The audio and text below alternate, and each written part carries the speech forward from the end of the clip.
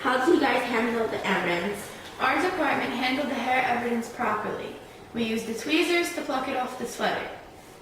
We made sure to correctly package it and sent it to the hair expert for further examination. How do you guys package the evidence? While wearing gloves, we picked the hair off the sweater and put each blonde piece in a separate container. The black hair was obtained from Lena's clothing when she was picked up by the police and also sent to the hair expert for further investigation. Did you document where the evidence was found in the police report? Yes. As I said, we made sure to carefully package the evidence found in the trunk of Mr. Cooper's car and on Lena's clothes and sent them to the expert to examine.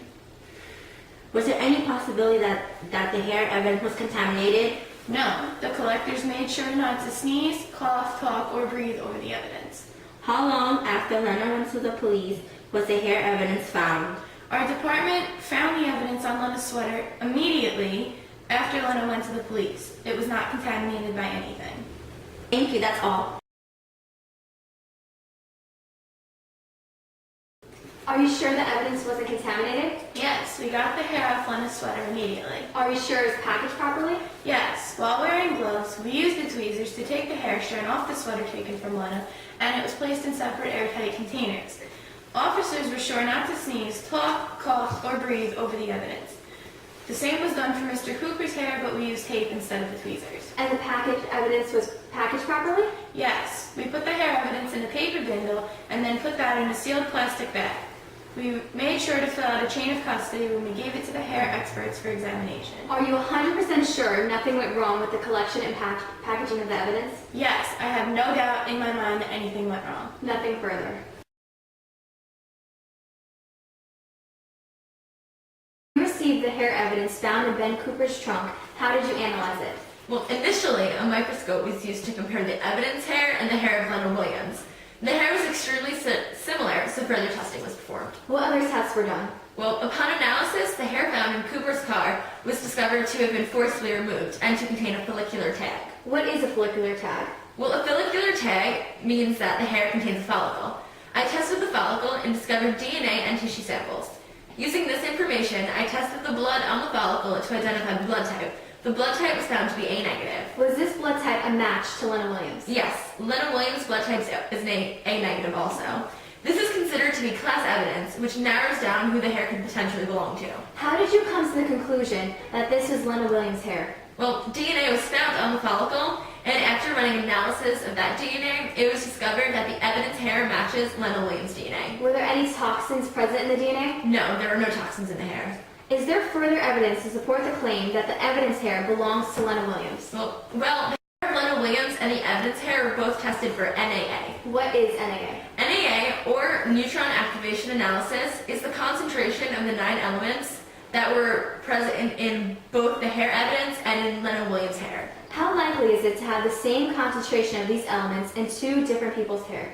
It's extremely unlikely because to have the same concentration of 9 different elements, it would be approximately 1 in a million. What about the hair samples found in his apartment and on his sweater?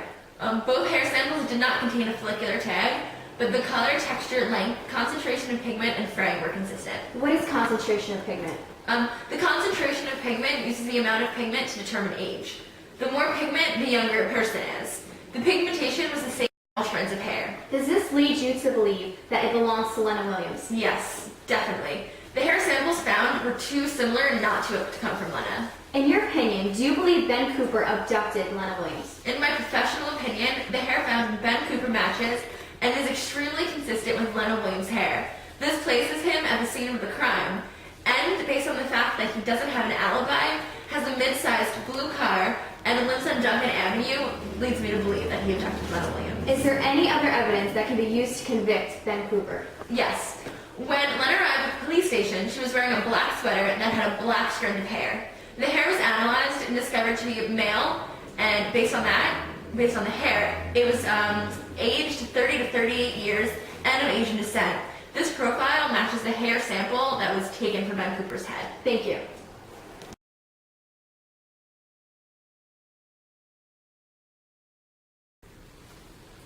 When you received the hair evidence, were there any trace of contamination? No, when the hair evidence arrived at my laboratory, there were no traces of contamination.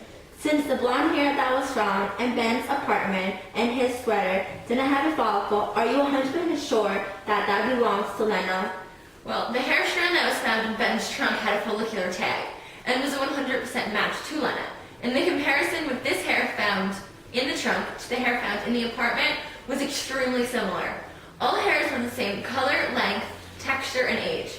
In this situation, it is extremely unlikely that the hair strands would belong to two different people. What about the hair found on Lena when she arrived at the police station? It did not have a follicle. Are you positive that it belongs to Ben Cooper? Well, the hair found on Lena was extremely similar in concentration of pigment, descent, texture, and color. If the hair found on Lena does not belong to Ben Cooper, then it has to belong to a male in his family. But are you 100% sure that that hair belongs to Ben Cooper? I cannot be 100% sure that it belongs to Ben, but based on the evidence, there is no one else in the area whom it could belong to. What about the low card principle of exchange? It is all possible that the hair found on Lena could have just been a transfer. You have to remember that she was at her apartment and then she was abducted. In that time, it is very unlikely that a random person's hair could have attached itself to her sweater and stayed for 48 hours.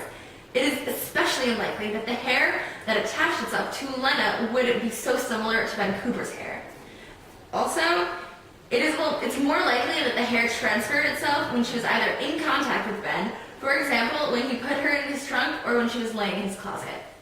Thank you, but nothing further.